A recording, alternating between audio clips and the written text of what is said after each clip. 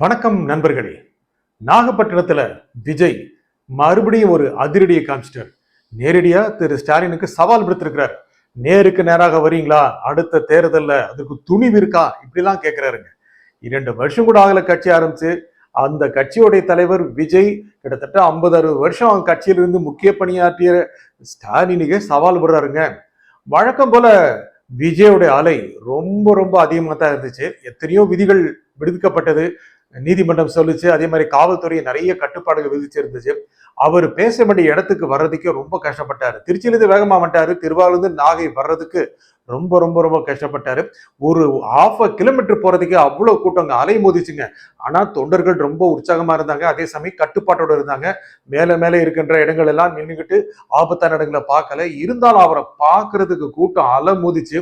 அவர் கேட்கிற கேள்விகளுக்கெல்லாம் அப்படியே டான் டான்னு பதில் சொன்னாங்க.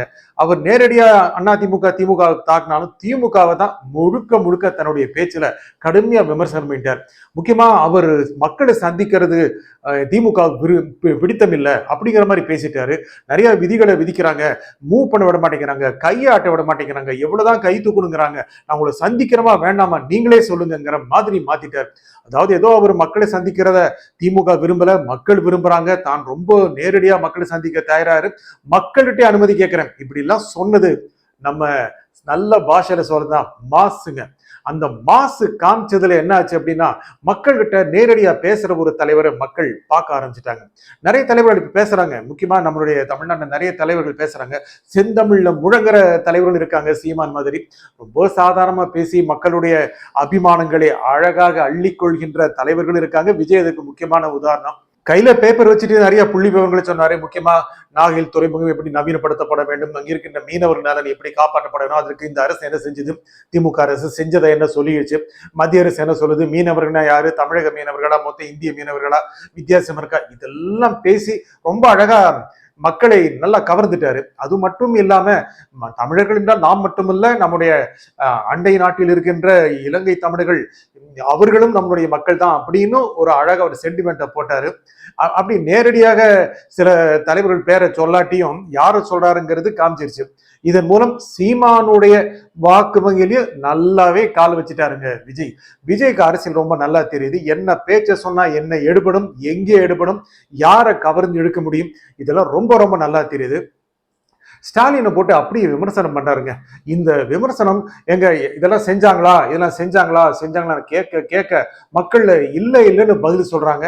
இவங்க ஆட்சியில் நீடிக்கலாமான்னு கேட்கிறாரு, திமுகவை வேண்டான்னு பதில் சொல்றாங்க. இந்த மாதிரி ஒரு கட்டமைப்பை உருவாக்குறாரு பாருங்க. ஒரு அழகான ஒரு ஆற்றல் மிக்க ஒரு கட்டமைப்பை, ஒரு நெட்வொர்க்கை மக்கள் மனங்கள்ல தான் அடுத்த ஆட்சிக்கு வர வேண்டும் அப்படிங்கிற எண்ணத்தை ரொம்ப வேகமா விதைக்கிறார். எவ்வளவு பெரிய சீனியர் சினி ஆர்டிஸ்டுங்க, எவ்வளவு 30 வருஷமா இருக்கிறாரு, எத்தனை படங்களை பார்த்திருக்கிறாரு, எத்தனை படங்கள் நடிச்சிருக்கிறாரு, எதை சொன்னா மக்கள் விரும்புவாங்க, மக்களோட பல்ஸை பார்க்கறது எப்படி, இதெல்லாம் விஜய்க்கு நல்லா தெரியும். அவருடைய தந்தை வேற ஒரு மிகப்பெரிய ஒரு இயக்குனர், அவருக்கும் தெரியாததெல்லாம் இல்ல. ஒரு கலை குடும்பம், மக்களை நேரடியாக சந்திக்கின்ற கலை குடும்பம், திரைப்படங்கள் மூலமாக எப்படி மக்களை கவரலாம் அப்படின்னா நல்லா தெரிஞ்ச ஒரு சிறந்த கலைஞர் விஜய். அரசியல தன்னுடைய திரை சிற்பங்கள் எல்லாம், தன்னுடைய திரை தந்திரங்கள் எல்லாம், திரையை தான் கற்றுக்கொண்ட பல வித்தைகள் எல்லாம் அரசியல ரொம்ப அழகா பயன்படுத்துறாரு. அந்த மாதிரி பயன்படுத்துறதுக்கு ஒரு தனி விதமான ஒரு திறமை வேணும். அந்த திறமை விஜய்க்கு நல்லாவே வந்திருக்கு. ஒரு அரசியல்வாதி ஆகிவிட்டால் நேரடியாக பெரியோர்களே தாய்மார்களே நான் வந்திருக்கிறேன் வாக்கு சேகரிக்கிறது அதெல்லாம் ஒண்ணும் இல்லை. விஜயகாந்த் அதை பண்ணல, ரொம்ப சாதாரணமா பேசி மக்களை கவர்ந்தாரு. விஜயும் கிட்டத்தட்ட அதே மாதிரி இருக்கிறாரு. அவருடைய பெரிய கோரிக்கை நிறைய இருந்துச்சு, குற்றம் சொல்ல வேண்டிய அம்சம் நிறைய இருந்துச்சு, நிறைய பேப்பர் கொண்டு வந்தாரு, புரட்டினாரு. இதெல்லாம் அவருக்கு ஏன் தெரியுதுன்னு சொல்ல முடியாது. மிகப்பெரிய தலைவர்கள், ஆட்சியில் இருப்பவர்கள் எல்லாருமே குறிப்பு இல்லாம படிக்கிறது இல்லை. பெரிய பெரிய தலைவர்கள் எல்லாமே, உலக தலைவர்கள் எல்லாமே முன்னால ஒரு டெலிபிராப்டர் வச்சுட்டு அதை பார்த்துதான் பேசுறாங்க. விஜய் மட்டும் அதுல குறை சொல்ல முடியாது. ஆனா அரசியல் ரீதியா செம்மையா ஸ்கோர் பண்ணிட்டாரு. எப்படி எல்லாம் ரீச் ஆகணும், என்ன சொல்லணும், யார்கிட்ட பேசணும், எப்படி பேசின மக்கள் அதை எடுத்துப்பாங்க, இதெல்லாம் நல்லா தெரிஞ்சிருக்கு.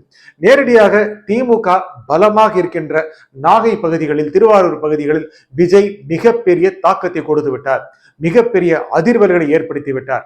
திருச்சியில ஆரம்பிக்கும் போது இது என்னங்க முதல் சனிக்கிழமை அடுத்து வரது பார்க்கலாம் அப்படின்னு நிறைய பேர் கேலி பண்ணாங்க. சனிக்கிழமை சனிக்கிழமை ரிலீஸ் ஆகிற படமா இது அப்படின்னு கூட நிறைய பேர் விமர்சனம் பண்ணாங்க. விஜய் இதை ஒரு சக்சஸ்ஃபுல் மூவி ஃபார்மேட்ல தான் கொண்டு வர்றாரு. ஏன்னா சனிக்கிழமை செய்வதற்கு என்ன நன்மை, சனிக்கிழமை கூட்டங்கள் என்ன நன்மை அப்படின்னு ரொம்ப அழகா லிஸ்டே படிச்சாரு. அரசியலுக்கு அப்புறம் ஓய்வு தேவையில்லைங்களா, இந்த மாதிரி மக்கள் மனசை தொட்டுட்டாரு. ஆனா அதே சமயம் சனிக்கிழமைகளுக்கான தேவை என்ன, சனிக்கிழமை போன சனிக்கிழமை ஒரு அவருடைய பிரச்சார பயணம் ஹிட்டுன்னா, இது 2வது சனிக்கிழமை நாகை திருவாரூர் மிகப்பெரிய ஹிட்டு. மக்கள் அப்படியே ஆர்ப்பரிக்கிறாங்க, அவருடைய வாகனத்தை சுற்றி நின்னுக்கிறாங்க. அவர் பேச பேச எல்லாத்துக்கும் கை தட்டுறாங்க. அவர் பேசினாவே போதுங்கிற மாதிரி இருக்கு. நிச்சயமா திமுக வட்டாரத்துல ஒரு கலக்கத்தை ஏற்படுத்தியிருக்கு, இல்லைன்னு சொல்ல முடியாது. ஒவ்வொரு கூட்டத்துக்கு அப்புறமும் திரு ஸ்டாலின் ஏதாவது ஒரு ரெஃபரன்ஸை விஜய் பத்தி சொல்லிடுறாரு. ஏன்னா விஜயோடைய பேச்சு அப்படி இருக்கு, எல்லாரையும் சுண்டி எடுக்கிற மாதிரி இருக்கு. சவால் வரை விட்டுட்டாரு. நீங்க உங்களுக்கே இவ்வளவு அளவுக்கு உங்களுடைய ஆற்றல் இருந்தால், அவர் சொன்ன வார்த்தையை நான் பயன்படுத்த விரும்பல, நீங்கள் ஆட்சிக்கு வந்து குடும்ப நலனுக்காக நீங்கள் முறைகேடாக இருக்கிறீர்கள், இதெல்லாம் விஜய் வேற விதமா சொன்னாரு, நான் என்னுடைய நிகழ்ச்சியில சொல்ல விரும்பல. உங்களுக்கே இவ்வளவு ஆற்றல் இருந்தால் சுய சம்பாத்தியத்தில் சுய உழைப்பில் வந்த தனக்கு எவ்வளவு இருக்கும் அப்படின்னு அவரு அப்படியே சொல்லிட்டாரு. மக்கள் அப்படியே மெல்ட் ஆயிட்டாங்கன்னு தான் சொல்லணும், உருகிட்டாங்க. அவருக்கும் ஏகப்பட்ட சொத்து இருக்கு, பல கோடிகள் சொத்துக்களை வச்சிருக்கிறாரு விஜய். அது எல்லாமே அவர் நிச்சயமா உழைச்சு சம்பாதிச்சதுதான். ஆனா நிறைய கேள்விகள் இருக்கு, அவரை பற்றியும் கேள்விகள் இருக்கு. ஆனா மக்கள் அவரை நம்புற மாதிரி பேசுறாரு. எப்படி பேசினா எப்படி கிளிக் ஆகும், என்ன விதமான வசனங்களை சொன்னா எப்படி மக்கள் ரியாக்ட் பண்ணுவாங்க, எப்போ கை தட்டுவாங்க, எப்போ அப்படியே சோகமாயிருவாங்க, எப்போ உற்சாகம் அடைவாங்க, எப்போ சிரிப்பாங்க, நல்லாவே தெரிஞ்சிருக்கு. அது மட்டும் இல்லாம நேரடியாக முதலமைச்சர் பெயரை சொல்லும் பொழுது அவர் என்று சொல்லிட்டு அப்புறம் அவங்க ஏதாவது சொல்ல நினைக்கிறாரு, வேண்டாம்ப்பா அதெல்லாம் சொல்லக்கூடாது, இல்லை ஏன்பா சொல்றீங்க அப்படின்னு மறுபடியும் நினைவுபடுத்துறாரு. அது ஒரு தேர்ந்த நடிகருக்குரிய மிகச்சிறந்த திறமைகள் வெளிப்படுற மாதிரி தான் இருக்கு. எப்படிலாம் அரசியலை கை கொள்ளணும், எப்படிலாம் அரசியலை தன் பக்கம் இழுக்கணும், எப்படி தன்னுடைய ஆளுமையை மக்கள் மனதில் விதைக்கணும் அப்படின்னு விஜய்க்கு நல்லா தெரிஞ்சிருக்கு. அவருடைய பேச்சு நிச்சயமாக திமுகவை நிறைய சிந்திக்க வச்சிருக்கு, கலக்கமடைய வச்சிருக்க சொல்லலாம். ஒவ்வொரு வாரமும் சிந்தனை மாற வேண்டிய நிலைமை அவர் தள்ளுறாரு. திமுக காரர்கள் பதில் சொல்ல வேண்டிய நிலைக்கு தள்ளுறாரு. அதே சமயம் அண்ணா திமுகவை கொஞ்சம் கொஞ்சம் பின்னுக்கு தள்ளிட்டு இருக்காரு. எடப்பாடி பழனிசாமி அவரும் பிரச்சாரம் போயிட்டு இருந்தாலும் கூட ஒவ்வொரு வாரம் விஜய் வந்து செய்கின்ற பிரச்சாரம் திமுகவுக்கு மாற்றான ஒரு சக்தி போன்ற ஒரு சித்திரத்தை தாவேகா தொடர்பாக ஏற்படுத்துகிறது. அதை யாரும் மறுக்க முடியாது. ஆனா இதே மாதிரி டெம்போ அடுத்தடுத்த வாரங்கள்ல போகுமா, அந்தந்த ஊர்களை பிரச்சனைகளை அழகாக சொல்றதன் மூலமே அந்த பகுதியை பற்றி எவ்வளவு அவர் அக்கறை கொண்டிருக்கிறார், அவர் ஆட்சிக்கு வந்தால் என்ன செய்வார்ங்கிறதை சுட்டி காட்டுறாரு. பல அரசியல்வாதிகள் பல விஷயங்களை முன் சொல்லி பல தேர்தல் வாக்குறுதிகள் தான் சொல்லிட்டு நிறைவேற்றாமே போயிருக்காங்க. எல்லா அரசியல்வாதிகளையும் சொல்லலாம், A to Z நிறைய பேரை சேர்க்கலாம். விஜயும் அதில் விதிவிலக்கா இருப்பாராங்கிறது தெரியுது, மக்களுக்கு தெரியும். அதெல்லாம் இருந்தாலும் இந்த மாற்று சக்தியா இருக்காரு, ஏதோ சொல்றாரு, எவ்வளவு பெரிய திரை சக்தி, இவர் சொல்றது தப்பா போகுமா அப்படிங்கிற எண்ணமும் மக்களுக்கு இருக்கு. அந்த எண்ணத்தை உருவாக்கிறாரு. இது எல்லாம் வச்சு பார்க்கும்போது நாகையில் அவர் கொடுத்த அதிரடி இருக்கு இல்லையா, மிகப்பெரிய அதிரடி. இது திமுகவை நோக்கி சொல்லப்பட்டாலும் அண்ணா திமுகவும் கலங்கடிக்க வேண்டிய நோக்கம் இருக்கு. மற்ற கட்சிகளான இல்ல பாரதிய ஜனதா, அனுடைய கூட்டணி, பாமக, முக்கியமாக சீமான் விஜயோடைய பேச்சுக்கு எப்படி அடுத்து எதிர்வினை ஆற்றுவாருன்னு தெரியல. அவர் தான் ரொம்ப கோபமா எதிர்வினை ஆற்றாரு. அதை விஜய் தரப்பினர் கண்டுக்கிறதே இல்லை. ஏன்னா அவங்க போடுற பிராக்கெட்ல அதெல்லாம் வந்து விழுந்துங்கிற மாதிரி இருக்கு. ஆகல இந்த நாகை திருவாரூர் கூட்டங்கள் விஜய்க்கு அடுத்த வளர்ச்சியை கொடுத்திருக்கு, அடுத்த கட்டத்தை நோக்கி போகிறதுக்கு போயிருக்கு. அவர் பேச்சு எல்லாரும் சொல்ற மாதிரி வேற லெவல் இருக்கு. அந்த லெவலை நோக்கி மற்றவங்களும் வர வேண்டிய நிலைமைக்கு அவர் தள்ளிட்டாரு. மற்ற கட்சிகளையும் தலைவர்களுக்கு குறைவில்லை. திமுக பொறுத்த வரைக்கும் மக்களுடன் சாதாரணமாக உரையாடுகின்ற உதயநிதி ஸ்டாலின் இருக்கிறாரு.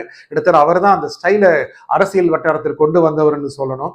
அவரும் ஒரு மிகப்பெரிய ஒரு அரசியல் தலைவரா மேல் எழுந்து வருகின்ற இந்த சூழ்நிலையில விஜயும் யாருக்கும் சளைத்தவரல்ல அரசியல்னு நல்லாவே காண்கிறாரு.